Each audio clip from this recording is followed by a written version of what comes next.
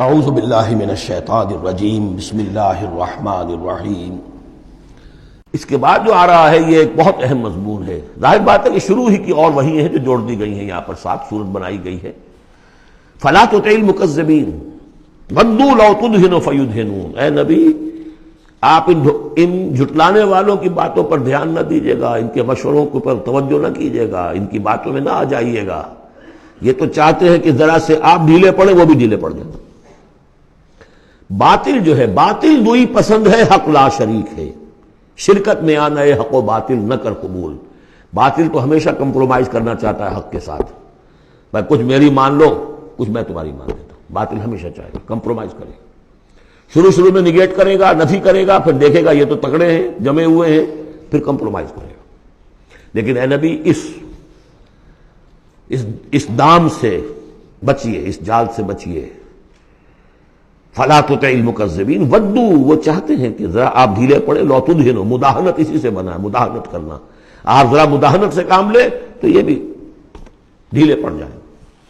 ولا تطع کل حلاف مہین۔ اب یہ خاص طور پر بعض یوں سمجھیے لوگ تھے، ولید بن مغیرہ بھی، اس کی قبیل کے کچھ اور لوگ بھی تھے، ہم یہ نہیں کہہ سکتے کہ یہ پرٹیکولرلی کس کے بارے میں ہے، زیادہ خیال ولید بن مغیرہ کے بارے میں ہے، اور یہ بڑے سخت الفاظ اب آ رہے ہیں۔ وَلَا تُطِعْ كُلَّ حَلَّافٍ مَّهِينٍ، مت مانیے ان کی بات جو بہت قسمیں کھانے والا ہے لیکن بہت ہی گھٹیا آدمی ہے۔ مہین، جو آدمی گھٹیا ہوتا ہے وہ در حقیقت پھر اپنی بات میں وزن پیدا کرتا ہے، اپنی شخصیت کی کا جو ہلکا پن ہے اس کو کمپنسیٹ کرتا ہے قسمیں کھا کھا کے۔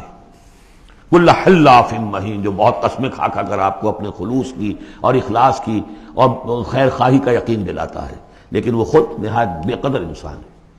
حماز مشاء بنمیم، رو در رو تانے بھی دیتا ہے اور چغلیاں کھاتا پھرتا ہے، چلتا رہتا ہے چغلیوں کے ساتھ۔